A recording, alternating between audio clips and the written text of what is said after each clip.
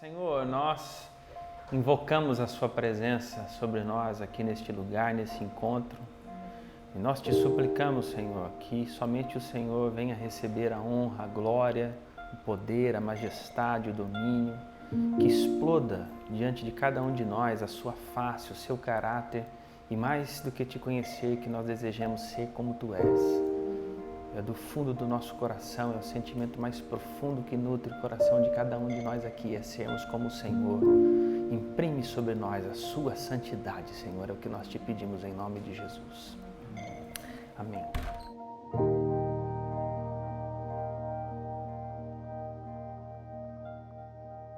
Bom, pessoal, ontem procuramos com bastante zelo, com bastante cuidado, com muita seriedade, tentar representar o que pensa, o que representa, o que defende, o que prega a tradição reformada e a tradição também do calvinismo modificado. Procuramos fazer isso de uma maneira que, se fosse um próprio reformado que o fizesse, esse é o que tinha na minha mente, que se ele estivesse aqui para se posicionar acerca daquilo que ele acredita como sendo verdade, ele assim faria como eu fiz. Ou seja, com muito cuidado, com muito zelo, procuramos trabalhar com a verdade e representar a escola da qual vamos discordar, mas antes disso representar ela da forma mais favorável, a fim de que nós, quando ao criticarmos, não critiquemos um espantalho, uma coisa que não é verdadeiramente o que a escola defende.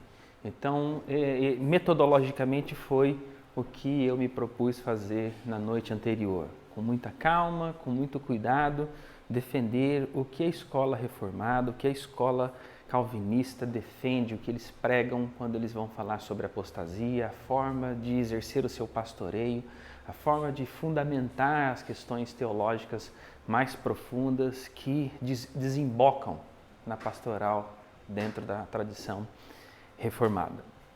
E agora nós vamos procurar, com também bastante cuidado, dizer por que discordamos, quais são os pontos principais, as bases escriturísticas para aquilo, como é que a Bíblia aponta, como ela se pronuncia sobre esse ponto, sobre este aspecto da apostasia, se ela é possível ou não.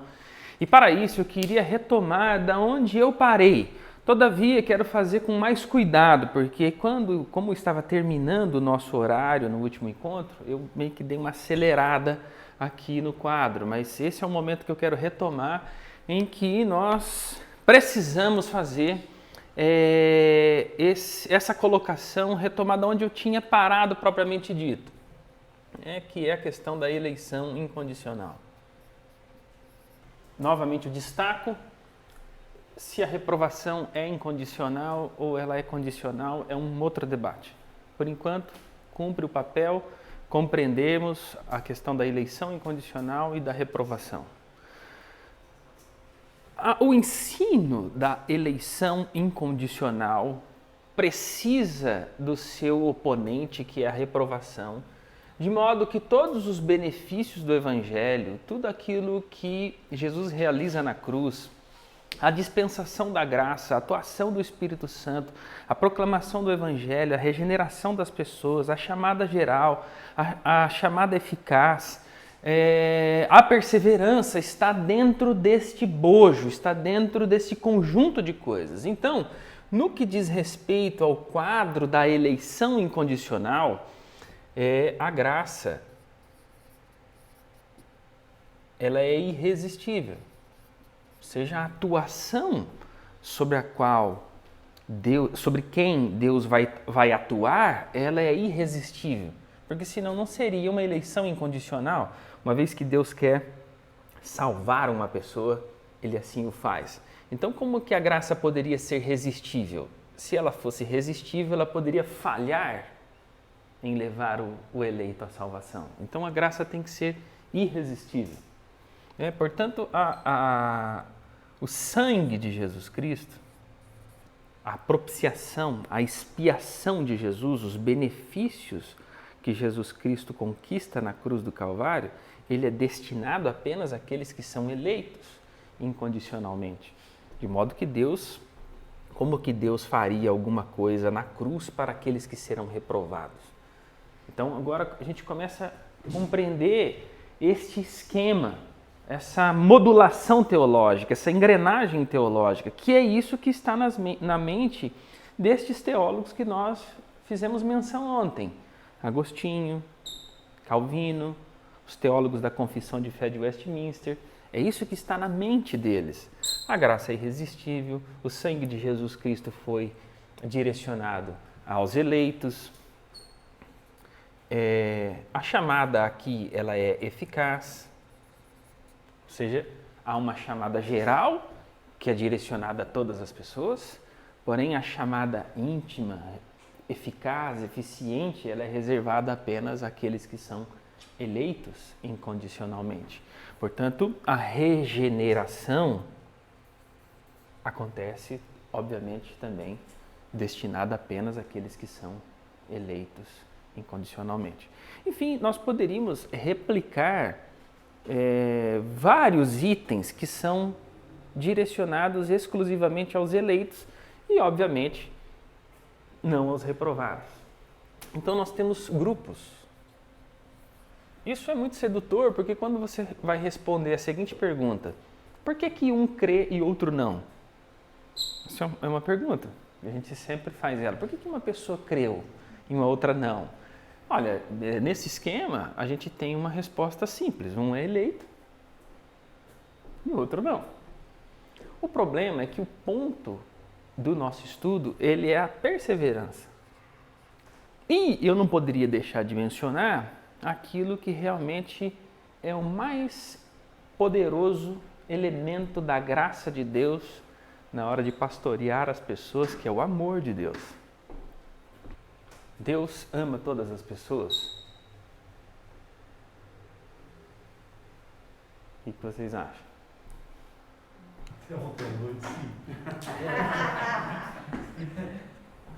Deus ama todas as pessoas? Então, um reformado, um calvinista, ele diria o seguinte, como, por exemplo, Pink. Ele vai falar, essa ideia do evangelismo moderno fracassa quando ele diz que Deus ama todas as pessoas. Deus não ama todas as pessoas. O que eu quero explicar para vocês é o seguinte, que este quadro, esta divisão, essa forma de pensar e estruturar a teologia é que vai fundamentar praticamente toda a reflexão reformada. É isso que se tem em tela. Por quê? Porque o ponto que deve ser preservado é a eleição incondicional. É isso que tem que ser blindado. Se isso cair, cai o sistema.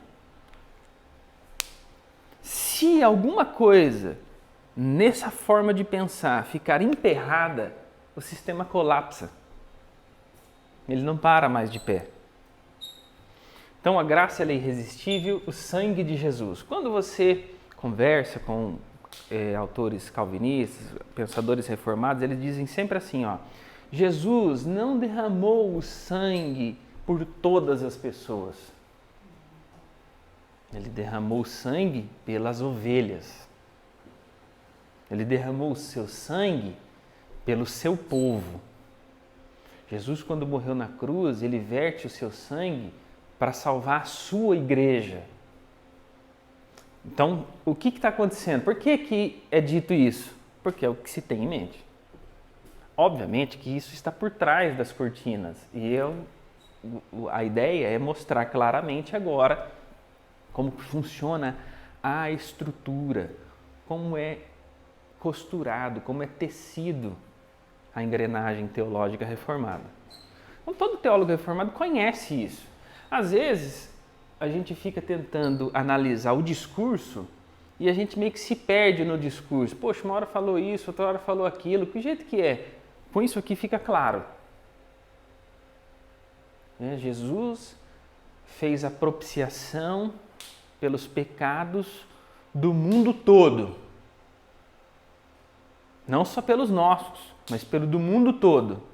O reformado vai dizer, não, mundo todo é mundo inteiro, mundo sem distinção de pessoas, não para um povo específico, como é no caso dos judeus. Jesus morreu então pelo sangue do mundo todo, por pobres, ricos, reis, príncipes, pelos aborígenes, ou seja, por todo tipo de pessoa. A engrenagem, a forma metodológica, o jeito de estruturar a teologia é montado dessa forma. Mas veja aí, nós não temos que pregar o evangelho para todas as pessoas? Isso, Jesus disse que nós temos que ir pregar a todas as pessoas. Então não é feita uma chamada para todas as pessoas crerem e se arrependerem? Sim, mas essa é uma chamada geral. É a proclamação do evangelho.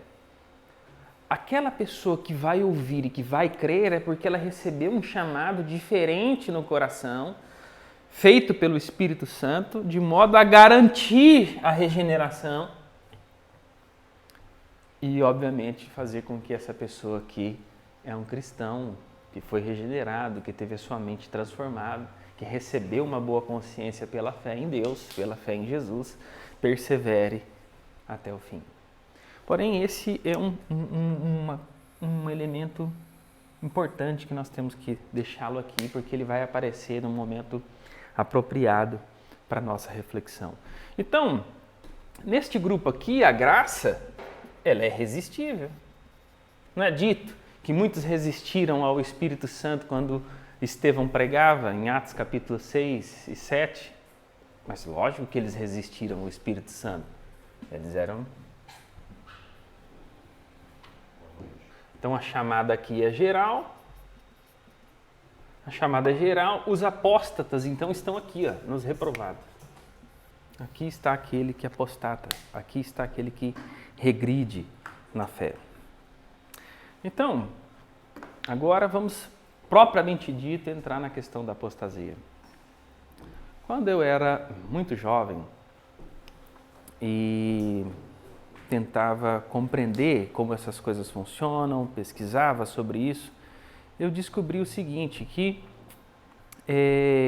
há uma nuvem de significado religioso, principalmente evangélico, que foi inculcado, que foi permeando na mente dos crentes, que fez com que as pessoas sofressem da seguinte pressão: ele é um crente, ele é um cristão, e ele está lá em comunhão com o Senhor. E ele vai no cinema e de repente aparece uma cena libidinosa, e ele vê aquilo.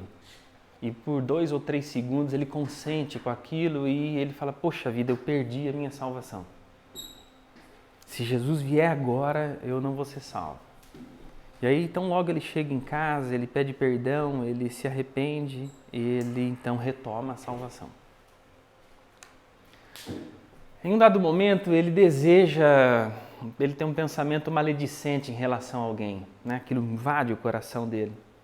Então, ele se angustia e ele diz: poxa, eu perdi a salvação. E aí, tão rápido ele consegue ser ministrado pela palavra de Deus, ele ora, pede perdão pelos seus pecados, ele retoma a salvação. E aí, esse tipo de pensamento forma grande parte das pessoas que, de forma singela, simples, honestas e sinceras, compreendem a fé dessa forma. E, obviamente, que essa forma de pensar é irrefletida, porque ela não está presente em nenhuma tradição teológica. Que eu saiba, eu não conheço nenhuma escola teológica que defenda esse tipo de posicionamento. Contudo, ele é um pensamento periférico, ele existe na igreja de uma forma geral. E, com base naquilo que nós estávamos falando, compreendendo a dinâmica da formação dos pregadores, a pregação dos leigos, que muitas vezes acabam sem uma formação, assumindo um posto de liderança, de ensino e tudo mais. E isso de forma repetida aos milhares, gera esse tipo de sentimento, de perspectiva. Talvez todos nós já pensamos assim na vida. E quando se compreende, quando se acessa, quando se conhece o pensamento reformado, nós nos livramos disso. A gente fala: poxa, não existe isso aí. Não existe essa história de perde, ganha, perde, ganha, perde, ganha. Bem, quando boa parte dos pregadores reformados, eles pregam contra isso, quando eles mostram nos textos, quando eles vão para as escrituras, quando eles pastoreiam as pessoas a varrer esse pensamento que existe na igreja, nós temos que dar as mãos com eles. Porque é verdade, isso não está nas escrituras. O problema é quando, para que o pensamento calvinista faça sentido, a gente diz que esse pensamento que vai cair, que vai ser derrubado, é o pensamento arminiano. Então dizem, olha, os arminianos ensinam o seguinte, que o crente peca e ele vai estar no inferno. Aí ele pede perdão e ele retoma a salvação. Aí ele peca de novo. Então um dia você está salvo, outro dia você não está. Um dia você está salvo, outro dia você não está. Não existe isso na literatura arminiana. Não está em lugar nenhum. Não está nos escritos de Armínio, Wesley nunca refletiu sobre isso. Não existe ninguém, nenhum exegeta, que defendeu e ensinou esse tipo de posicionamento.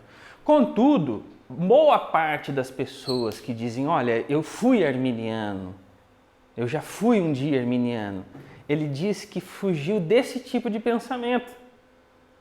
E boa parte da formação, da ideia do que seria a escola arminiana, vem daí.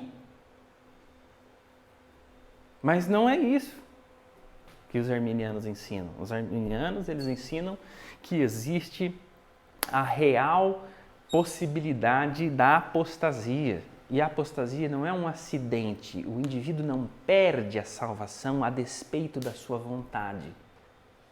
Ele não diz assim, poxa, eu perdi meu celular, eu queria tanto, onde ele está? Vamos ligar para ele para eu conseguir encontrá-lo, para eu saber onde ele está, eu quero o celular. Não é assim que funciona. O indivíduo fala, poxa, eu era salvo ontem, meu Deus do céu, e agora o que eu vou fazer? Eu quero a salvação de novo, onde é que ela está? Me tiraram de mim. A ideia da perda comunica essa ideia inicial, que é uma coisa que a gente precisa desfazer, ou seja, a escola armínio-wesleyana defende que a apostasia ela pode acontecer verdadeiramente, apesar de um crente ter crido verdadeiramente em Jesus. Alguém poderá dizer, poxa, isso é uma impossibilidade. Então hoje nós vamos gastar bastante tempo com a questão dos textos, das escrituras, como eles são articulados, como eles são mencionados, onde eles aparecem, em que circunstâncias. Então, o que se crê é que um crente pode apostatar conscientemente. Essa apostasia, ela pode se dar basicamente de duas formas. Primeira, pelo um pecado, e o pecado da malícia. O pecado da malícia é o pecado doloso. Não é um pecado oriundo da finitude, nem da falta de disciplina. Ele é o pecado que é cometido conscientemente, que se agride o caráter de Deus. Portanto, você agride a santidade de Deus, você agride a relação que você tem com Deus. Esse pecado que é cometido desta forma, o pecado que é oriundo da malícia, veja, o pecado que é oriundo da finitude, da ausência de disciplina. A ausência de disciplina é o seguinte, quando você está na igreja, você tem uma outra mentalidade, você é o sal e a luz dessa terra, você é um discípulo de Jesus, você é alguém que agride o mundo, você é alguém que luta corpo a corpo com o mundo. Você não é simplesmente alguém que fugiu do mundo. Eu sou um crente agora, eu vou para o mosteiro. Ou seja, a ideia da fuga do mundo revela um amor pelo mundo. Então a ideia de, ou seja, é ser proativo, é sal, é luz do mundo. Só que o pecado que faz com que a gente não seja o sal e a luz da terra é um pecado atrelado à ausência de disciplina. A ausência de disciplina ela é resolvida na igreja. Por isso que nós temos uma má ideia da igreja, porque a gente pensa o seguinte, eu posso ser salvo fora da igreja. Não, a igreja é o lugar onde a gente desenvolve a nossa salvação com temor e tremor. Esse é o papel da igreja, esse é o lugar onde nós somos chamados para agredir esse mundo, para dar contra ele, para lutar corpo a corpo com ele. Então, o pecado da finitude, da ausência de disciplina, e o pecado da ignorância são compatíveis com a vida cristã. Mas o dolo não, a malícia não. E o pecado que é cometido desta forma, ou seja, aquele pecado que se agride conscientemente a personalidade, o caráter de Deus, que nas Escrituras é chamado como a sua santidade, se ele não tratado, ele pode acontecer duas coisas. Primeiro, você deixa de achar que aquilo é pecado. Você fala, não tem problema, eu fiz uma vez, 2, 3, 4, 5, 10, 20, Deus me perdoa. Ah, cara, todo mundo tem um erro. Eu cometo esse pecado e o outro rói unha. Ah, todo mundo comete pecado. Ah, quem não tem erro? Percebe? E o segundo é você ter o coração endurecido pelo pecado. Você não está nem aí mais. Você fala, cara, isso aqui não é para mim não, eu vou embora. Então o pecado é o problema, é ele que gera. O pecado não tratado, o pecado da cobiça. Estão entendendo isso ou não? Tá? Porque, veja bem, isso é fundamental. Os pecados, eles não são iguais. Tem, por exemplo, o pecado contra o Espírito Santo. Tem perdão? Segundo as Escrituras? Então, essa ideia de que os pecados eles são iguais não é bem assim. Há o pecado da malícia, o dolo, aquilo que eu sei que é frontal contra o caráter de Deus. Esse, quando nós experimentamos a regeneração, desses nós somos libertos imediatamente, instantaneamente. Eu era um pecador. Agora não, agora eu sou santo em Cristo Jesus. A todos nós temos pecados. Os pecados da finitude, da ausência de disciplina e da ignorância são compatíveis com a vida cristã, muito embora na igreja, ministrados pela palavra e pela atuação do Espírito Santo, a vida de Jesus Cristo vai engolindo tudo isso aí, certo? Aquilo que era irresistível, agora isso não me atrai mais. Aquilo que era praticamente impossível para mim, está vencido agora, em nome de Jesus. E que Deus, em nome de Jesus Cristo, capacite cada um de nós aqui, todas as vezes que for pedir perdão pelos seus pecados, pedirmos perdão por pecados diferentes, né? Por pecados diferentes, porque a vida de Jesus, ela está engolindo o pecado. Aliás, só uma antecipação escatológica aqui, e aí eu preciso dizer isso. Para os wesleyanos, a salvação não é ir para o céu. Nós acreditamos que a salvação é salvação do pecado. Nascerá Jesus, o Salvador, que vai livrar o pecado do seu povo. Portanto, a salvação para a escola wesleyana é a salvação do pecado, ou seja, a salvação é a rebelião é aquilo que agride o caráter de Deus, que discorda de Deus, que se levanta contra Deus. Né? Deus mandou o seu Filho unigênito para morrer por todas as pessoas. Todavia, aquele que se mantém rebelde, é o que se mantém rebelde sobre ele permanece a ira de Deus. Então, a questão é da apostasia consciente, de modo que quando o indivíduo entra nesta rota de cometimentos de pecados maliciosos, malícia similar de dolo. O linguajar de pecados relacionado à malícia é uma linguagem mais medieval. Uma linguagem mais moderna é o doloso. Ou seja, eu sei que isso aqui é contrário à vontade de Deus. É colocar o general Urias na frente da batalha.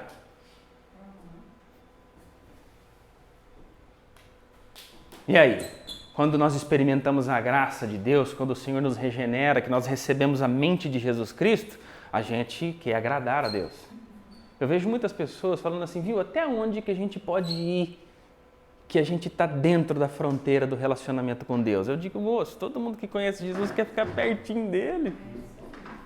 Você está querendo saber até onde dá para ir, Até onde dá para ir que não cruzou a fronteira? Nós estamos desesperados aqui para ficar perto dele. Porque isso é a salvação. A salvação, a vida eterna é que te conheçam. Ó Senhor. Então a ideia é justamente essa. A ideia da salvação é de intimidade, é comunhão com Deus, é a proximidade com relação a Ele. E a partir do momento que eu agrido a santidade de Deus, este pecado precisa ser tratado, confessado. Nós precisamos ter um desejo sincero de abandoná-lo. Agora, se eu digo assim, se eu tratar isso de forma leviana, se eu dizer assim, viu, não vamos tratar nisso aí não, cada um tem um jeito, Deus vai fazendo, chega um momento que o Espírito Santo de Deus faz, vamos ter paciência, mas o indivíduo está saindo com a secretária dele. Mas todos nós temos os nossos pecados, todos nós temos os nossos erros. É hora de dizer, não, moço, nós fomos libertos disso. O Senhor Jesus nos deu poder sobre isso, da gente dizer não a isso aí. Vamos se arrepender desse negócio, cara. Se você colocou a mão no arado, não olhe para trás. Vamos lá. Por quê? A escola arminiana acredita que há uma possibilidade de uma apostasia consciente. Então, a primeira coisa que tem que ser desfeita, poxa, eu tropecei e derrubei o negócio, eu perdi a salvação, aconteceu um acidente. Não é isso que é defendida. O que se defende é uma possibilidade real, concreta, de que o crente pode apostatar, ele pode virar as costas, ele pode abandonar o Senhor Jesus. E esse abandono, ele tem uma via, basicamente são essas duas. O pecado consciente, que se comete na agressão do caráter de Deus e que fica sem tratamento. E o indivíduo cai nessa cauterização, ele fala, isso não tem problema, todo mundo tem problema, todo mundo tem pecado, todos nós temos os nossos erros. E ele compactua com aquilo, mesmo que aquilo agride o caráter de Deus. Agora, todos nós éramos ignorantes, estamos conhecendo agora o caráter de Deus, a sua santidade. Então, aquilo que era ignorância e que fazia com que nós cometíamos equívocos e erros, está sendo pelo ensino, pela sabedoria de Deus, pela comunicação e a comunhão com o Espírito Santo na igreja, nós já conhecemos, e aquilo que nós cometíamos por desconhecimento, não cometemos mais este erro. Aquilo que era de ausência de disciplina, que eu não sabia como é que funcionava. Como eu disse, nós somos o sal e a luz da terra, nós somos chamados a proclamar o Evangelho, a pregar a palavra de Deus, a se engajar proativamente na igreja.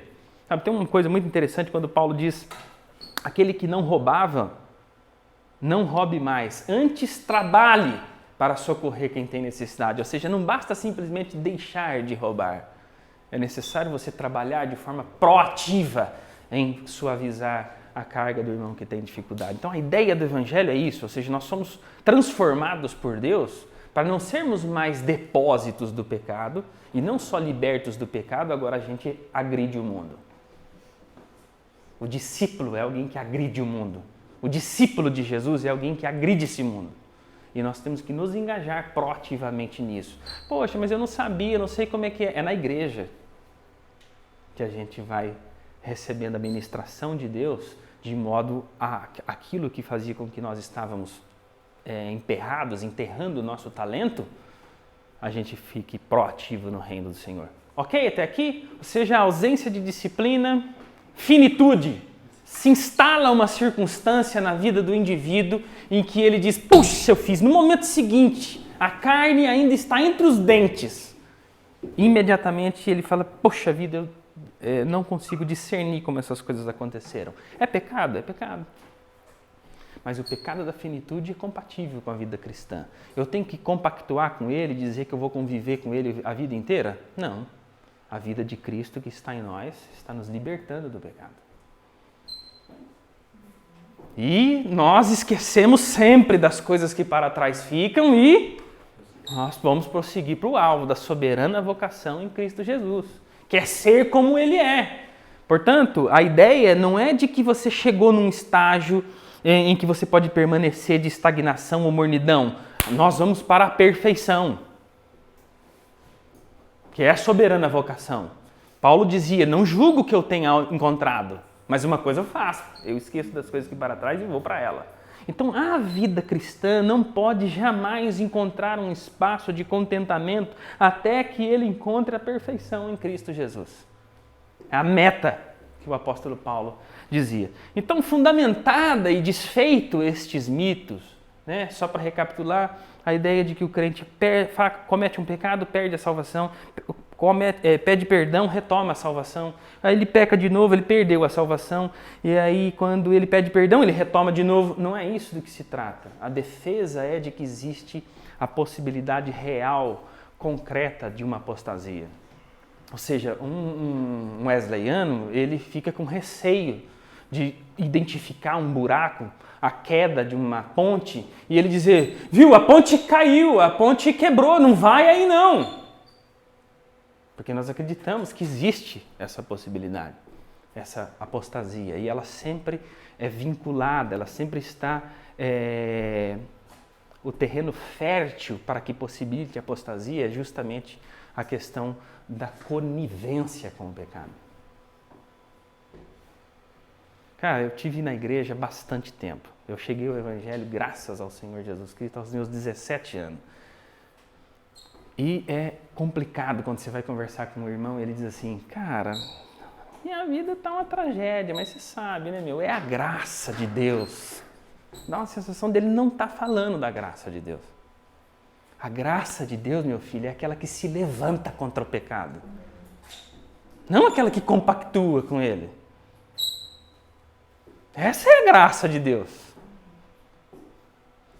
Mas o indivíduo fala como se Jesus Cristo, ao morrer na cruz do Calvário, ele viesse resolver um problema que existia em Deus.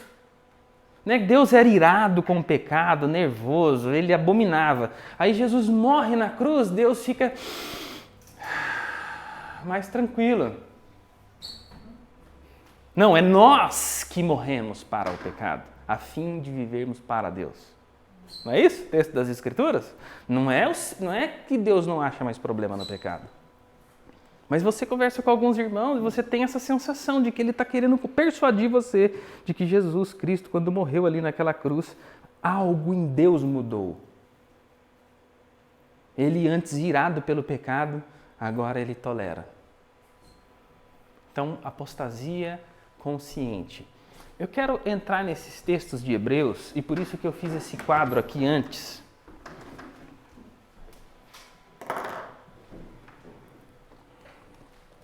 Primeiro, que estes textos, eles tratam da questão de modo específico.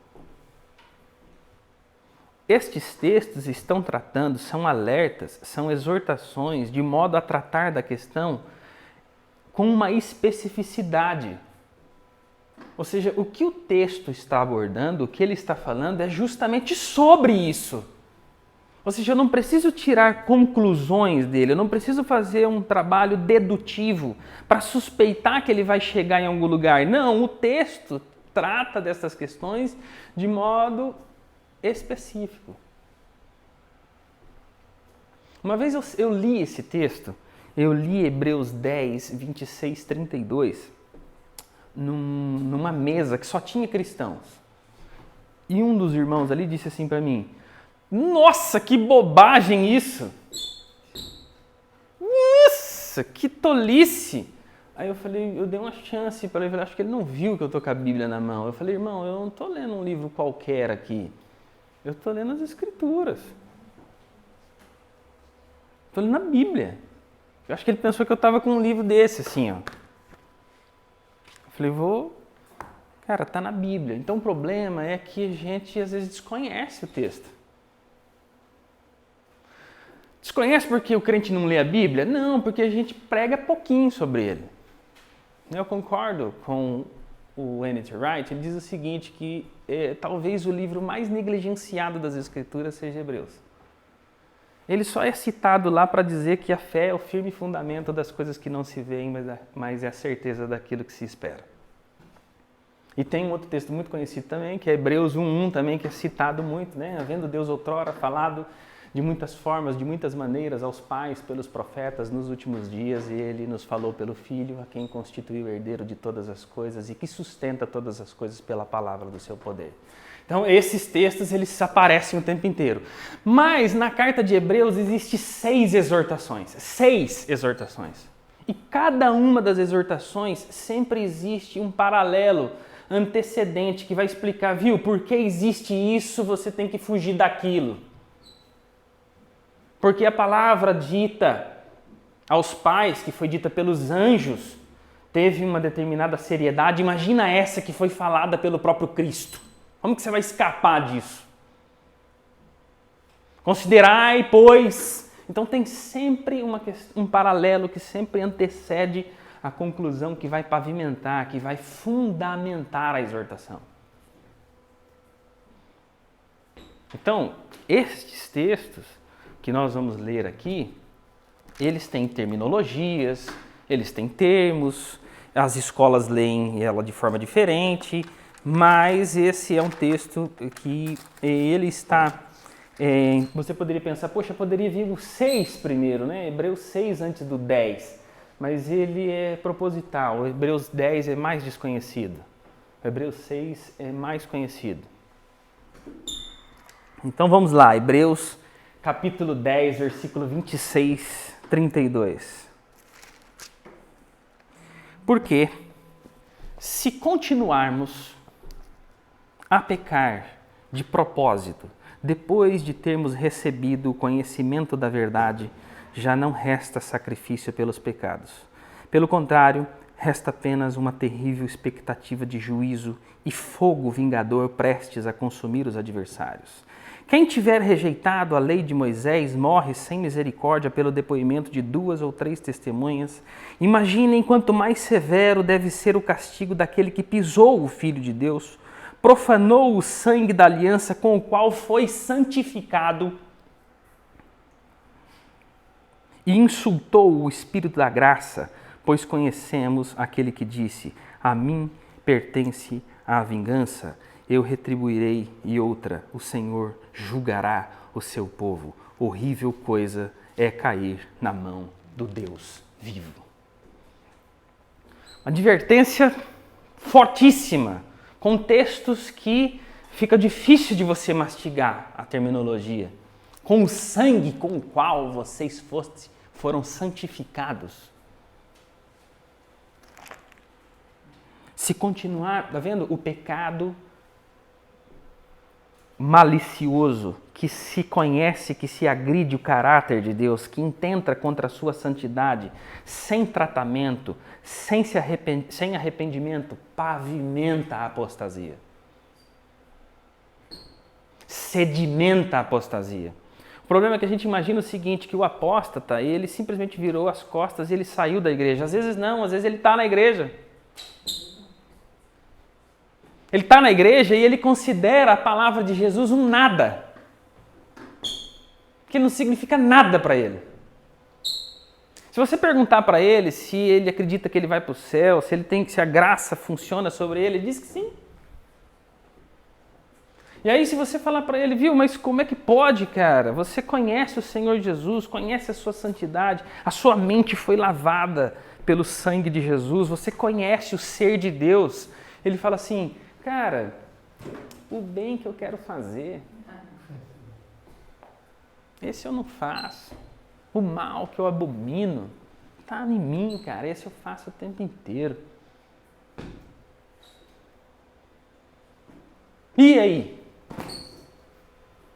Aí você fala, moço, mas a gente não pode continuar no pecado. Tá vendo? Às vezes o apóstata não é alguém que diz assim, pessoal, cansei e deu para mim um abraço aí para vocês, hein? Não, às vezes ele continua na igreja. Às vezes ele fica lá. Ele tem os textos, ele fala da graça. Aí você fala, mas moço, isso não compactua com a vida de Jesus. Parece que você está falando que acredita em alguém que não é verdade. O mal que eu abomino, eu faço o tempo inteiro. O bem que eu tanto amo e tal, esse não. Ele cita lá, Romanos capítulo 7, dizendo, rapaz, nem o apóstolo Paulo, quanto mais eu.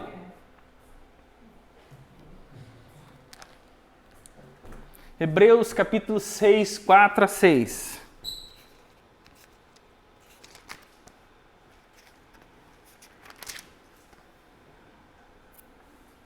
É impossível, pois, Hebreus capítulo 6, 4 a 6. É impossível, pois, que aquele que uma vez foram iluminados, provaram o dom celestial, se tornaram participantes do Espírito Santo, provaram a boa palavra de Deus e os poderes do mundo vindouro e caíram. Sim, é impossível outra vez renová-los para arrependimento, visto que de novo estão crucificando para si mesmo o Filho de Deus e expondo-o à zombaria.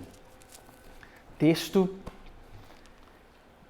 dói nas nossas entranhas.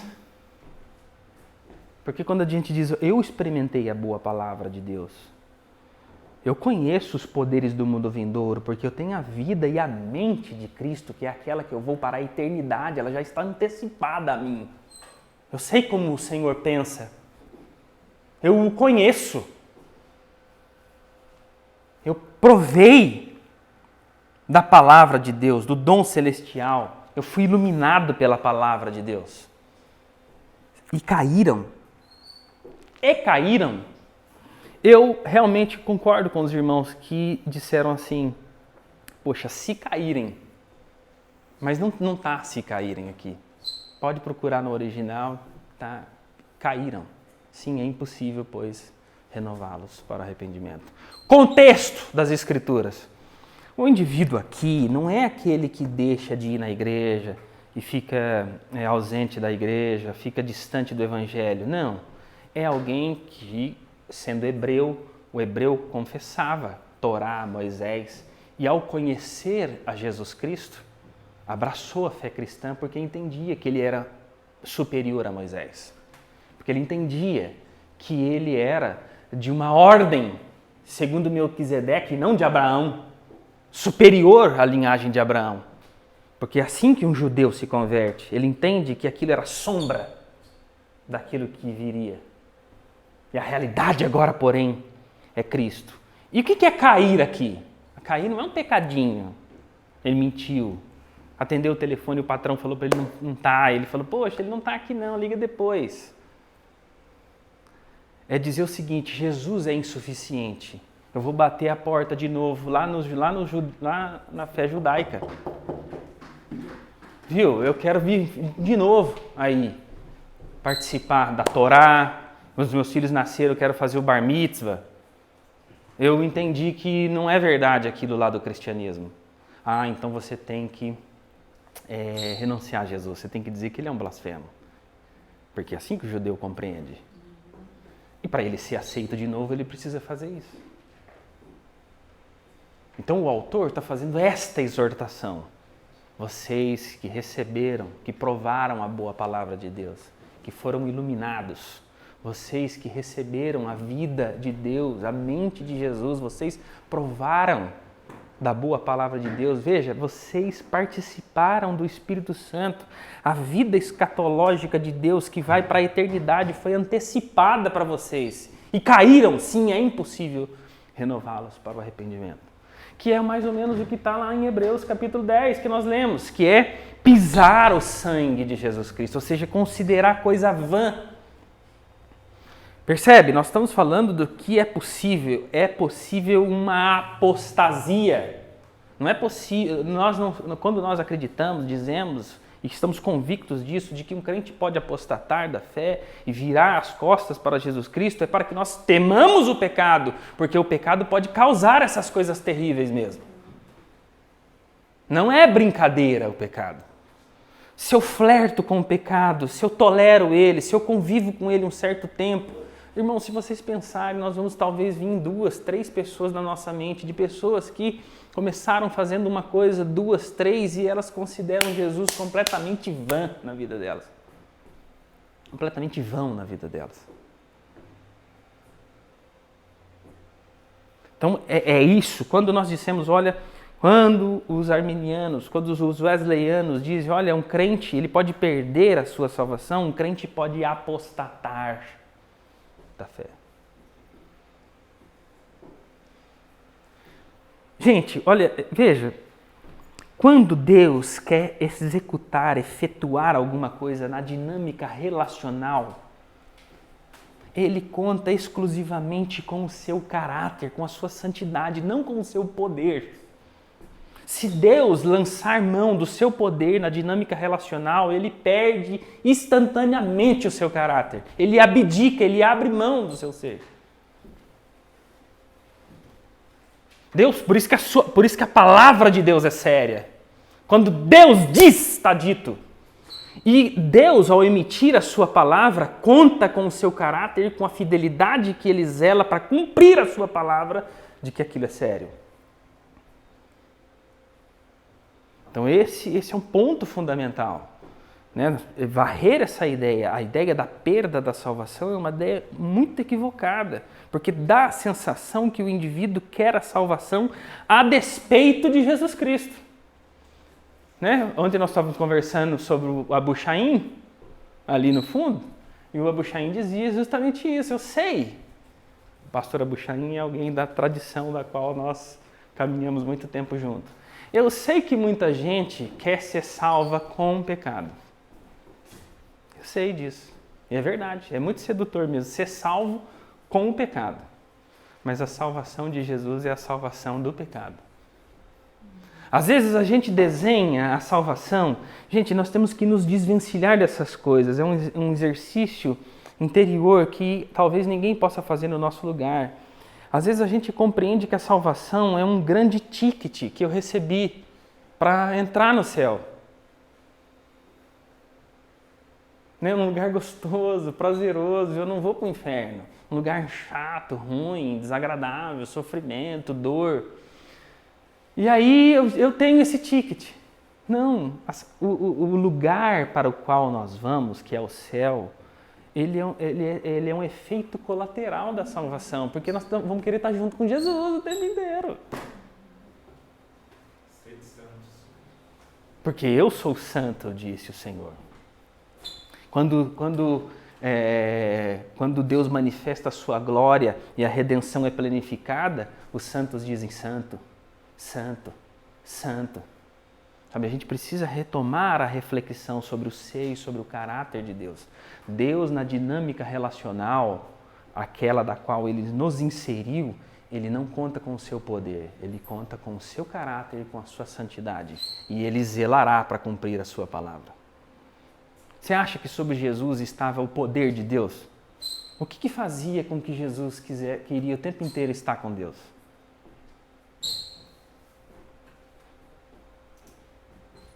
Comunhão. Por isso que por que me abandonaste? Não existe o poder de Deus. O poder de Deus está servindo, blindando, livrando, salvando, não efetivando a comunhão. Deus conta com o seu caráter. Não é quando nós chegamos no Evangelho, a gente não se encanta por esse Deus? A gente não diz, não, Deus está certo, eu estou errado. Então, a 2 de Pedro, capítulo 2, versículo 20 e 22. Eu vou fazer a leitura, depois eu vou entrar nas objeções que são feitas aos textos, tá? Ou seja, tem gente que critica tal exegese, eles têm uma outra interpretação. 2 de Pedro, capítulo 2, versículo 20. Portanto, essa palavra, portanto, ela é interessantíssima. Se, depois de terem escapado das contaminações do mundo, mediante o conhecimento do Senhor e Salvador Jesus, se deixar enredar de novo e são vencidos, o seu último estado se tornou pior do que o primeiro, pois teria sido melhor que eles nunca tivessem conhecido o caminho da justiça, do que após conhecê-lo voltar para trás e se afastar do santo mandamento que lhes havia sido dado.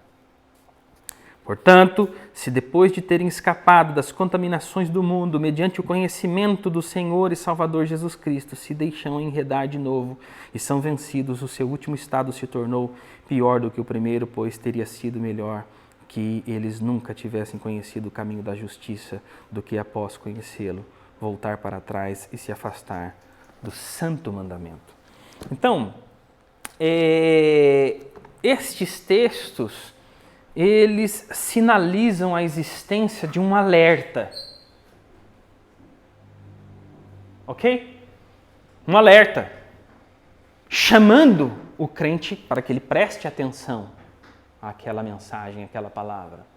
E tem, por incrível que pareça, uma ameaça do que acontece quando você transgride aquilo.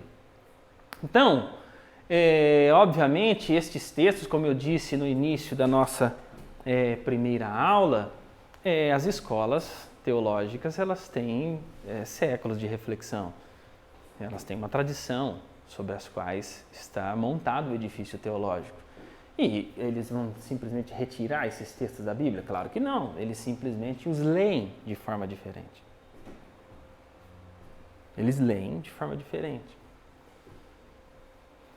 Todos concordam que é um alerta? Todos concordam que é um alerta. Todos concordam que as ameaças são sérias? Concordam que as ameaças são sérias. Mas então onde estão as diferenças? Eu vou colocar aqui este vídeo para exemplificar, porque nele aparece basicamente as objeções e aí nós vamos lidar com cada uma dessas objeções, ok?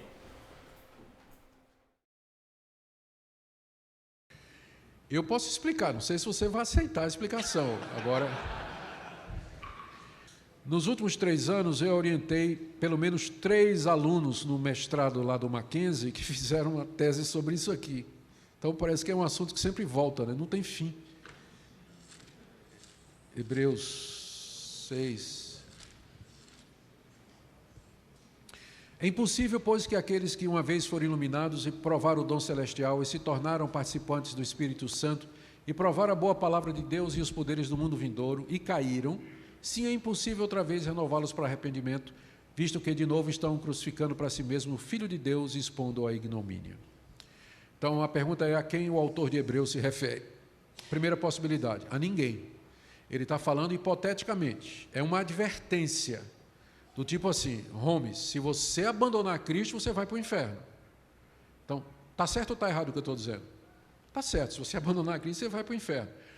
Mas isso não indica uma possibilidade real, é uma advertência do que aconteceria na hipótese de você negar a Cristo. Hipótese essa que não existe, porque você é um crente em Cristo Jesus, você não vai fazer isso. Então, alguns como Spurgeon, por exemplo, acreditavam que essa é a resposta, não é? É uma exortação hipotética generalizada. Uma outra possibilidade, aí é mais os remonstrantes, discípulos de Armínio, né? Diziam que aqui está se referindo ao crente verdadeiro que apostatou, que virou as costas para Deus definitivamente e que, portanto, ele perdeu a salvação e não tem como ele voltar mais, não é? A posição reformada, quando não é aquela primeira, defendida por Spurgeon, ela diz que isso aqui, na verdade, não está... Embora os termos aqui sejam muito fortes, mas eles não descrevem necessariamente um convertido. Eles podem ser aplicados a alguém que teve uma experiência religiosa muito profunda, tipo Judas, que andou com Jesus, mas não era convertido. Experimentou a palavra, provou dos poderes do mundo vindouro. Aqueles que no dia dos juízes vão chegar para Jesus e dizer, Senhor, no teu nome expulsei demônios, e Jesus vai dizer, eu nunca te conheci. E o cara tinha toda essa experiência religiosa aqui. Então, essa é a posição que geralmente os calvinistas reformados preferem, que a linguagem forte descreve uma experiência religiosa de gente que está na comunidade cristã, lá nos Hebreus, e que estavam voltando atrás por conta da pressão dos judeus e abandonando a Jesus Cristo. Então, o autor está dizendo, esse pessoal realmente nunca foi, né, de Cristo, eles caíram, jogaram fora a oportunidade que eles tiveram de conhecer. Nenhuma dessas posições resolve os problemas do texto. Todas elas são interpretações difíceis. Essa é provavelmente a passagem mais complicada do Novo Testamento. Eu acredito que essa interpretação de que é uma experiência religiosa, não necessariamente conversão, ela é a menos complicada. Mas eu não vou brigar, não vou matar ninguém por conta de divergência nesse texto, não, porque ele é difícil mesmo. Bom, então, este vídeo, ele menciona as principais objeções com relação ao texto e elas circulam, basicamente, as principais objeções, eles vão orbitar em volta dessas questões principais aqui, de aspectos litúrgicos. O que são aspectos litúrgicos? O indivíduo tomou a Santa Ceia. Então, é a ideia de provar. provaram dom celestial. Eles participaram da comunhão cristã, da participação efetiva na igreja. Então eles eram batizados, eles frequentavam a comunidade, eles viam os milagres acontecendo, eles participavam da adoração a Deus. Outra objeção, de que não é dito que eles eram regenerados. Então não aparece no texto dizendo, portanto, é impossível que aqueles que foram uma vez regenerados e caíram. Então, como não aparece a terminologia regenerados ali, então a questão exegética é baseada na questão das terminologias, como não é dito que eles não eram regenerados, portanto, significa que eles não eram. Estes crentes que apostataram não eram, portanto, regenerados. O argumento sistemático.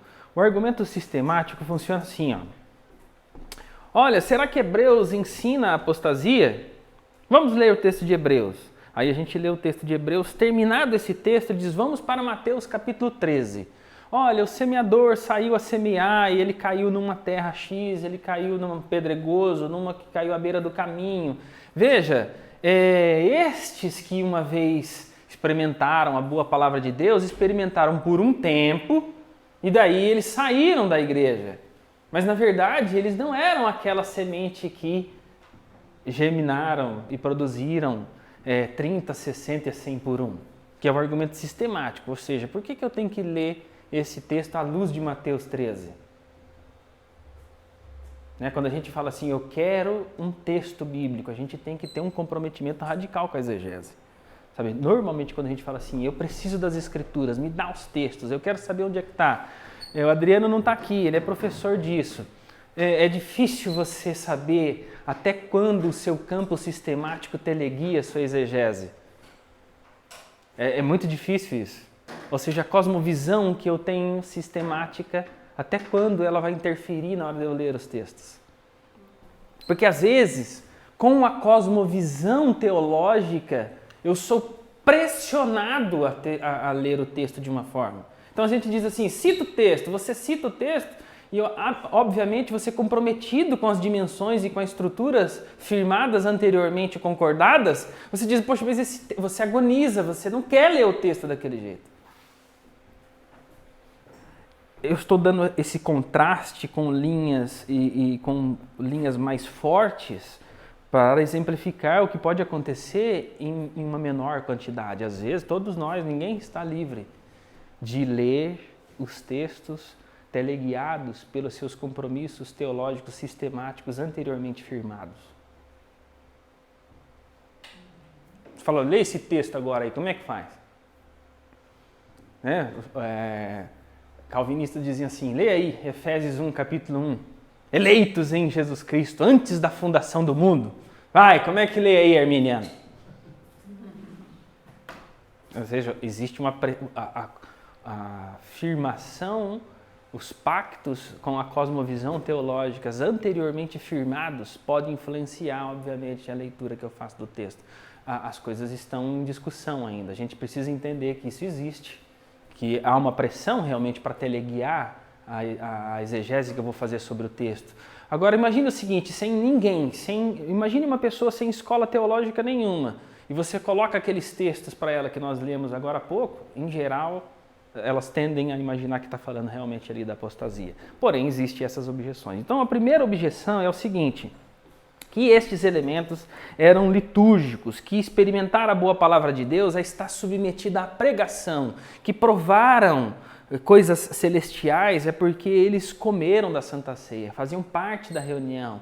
Eles estavam, o cristianismo nesse tempo era uma religião perseguida, por isso a sedução de voltar para o judaísmo que não era. O judaísmo não era uma religião perseguida, o cristianismo sim. Então essa é a pressão. E o autor de Hebreus está dizendo, olha, se você fizer um negócio desse, você pisa o sangue de Jesus. Então estes alertas eles são colocados de modo que a interpretação reformada clássica, elas vão orbitar basicamente igual ao que o reverendo Nicodemos disse. A ideia de que não eram crentes verdadeiros, é uma outra possibilidade, ou seja, eles faziam parte da igreja, eles comeram a Santa Ceia, eles viram a pregação, eles viram milagres, mas eles efetivamente não eram regenerados. E obviamente por tudo isso, eles apostataram. Vamos admitir essa interpretação. Vamos tomá-la como verdadeira. E eu sou um pastor na igreja, e você chega lá e vai ouvir a minha pregação, e eu abro o texto em Hebreus capítulo 6, versículo 4 a 5, conforme eu li aqui, e agora eu vou pregar sobre esse texto, ok? Então eu digo assim: você que participa da igreja, que toma a Santa Ceia aqui neste lugar, você que talvez se batizou aqui, você que está me ouvindo, que viu os milagres acontecerem aqui, mas você não é um regenerado, você não conhece verdadeiramente a Deus. Escute-me, se você sair da igreja, não há mais espaço para arrependimento em você. Porque quando a gente tem uma exegese, a gente tem que aplicar ela. Não dá para dizer assim, ó, eu leio esse texto desse jeito. Bom, se você lê desse jeito, você tem que aplicar ele desse jeito. Aparentemente, para mim não faria nenhum sentido uma aplicação do texto assim. Aí o indivíduo fala, poxa, então eu estou participando aqui, mas eu não sou, talvez, não, ele tem dúvida. O pastor está dizendo que eu participo e tal. Se eu abandonar a igreja, não vai ter mais espaço para mim. Não faz sentido uma interpretação dessa. Ela não tem absolutamente... Quando você coloca igreja, você está falando de comunidade. Quando eu digo, no caso, quando eu disse aqui que o reverendo pregou na igreja, comunidade. Da comunidade. Ou seja, um pastor que vai ministrar a sua comunidade. Ok? Ou seja, me parece o texto não ter essa aplicação. Se ele for verdadeiro desse jeito, ele deverá ser pregado com essa tônica. E aí parece que ele fica deslocado. Me parece não fazer muito sentido. Será que era isso que o autor de Hebreus queria dizer? Eu não sei. Bom, a outra interpretação que ele diz ali, o Spurgeon diz que é uma questão hipotética. Ok? Lembra? O Spurgeon diz que aqui não está falando a ninguém. Essa interpretação de que não está falando a ninguém é adotada também por alguns arminianos. Eu conheço arminianos que adotam essa posição e reformados que adotam essa mesma posição, e eu vou explicar o que eles querem dizer com isso. Tá, então, para que nós não esqueçamos, a primeira aplicação é o fato de que não eram crentes verdadeiros, e eu coloquei a problemática aqui da aplicação do texto, que aparentemente fica sem sentido. Para mim, particularmente, fica complicado admitir esse texto como autêntico, porque na hora de aplicar ele verdadeiramente na comunidade, ou na pregação, ou na proclamação, parece que ele não fica muito com sentido. Então, para que nós iniciemos, assim que retornarmos do nosso café, a ideia da questão da objeção de que não é a ninguém. Tá bom? Ou seja, esse texto está dizendo hipoteticamente, ele não está dizendo que aquilo é factível, que aquilo pode acontecer de verdade. Ele é um alerta, mas ele não está tocando nenhum grupo, ninguém especificamente, que é a segunda objeção que foi colocado no texto e quem a defende, no caso aqui é dito do Spurgeon, mas tem arminianos também que defendem ela, e sobre ela que nós vamos falar na volta do nosso encontro. Tudo bem? Muito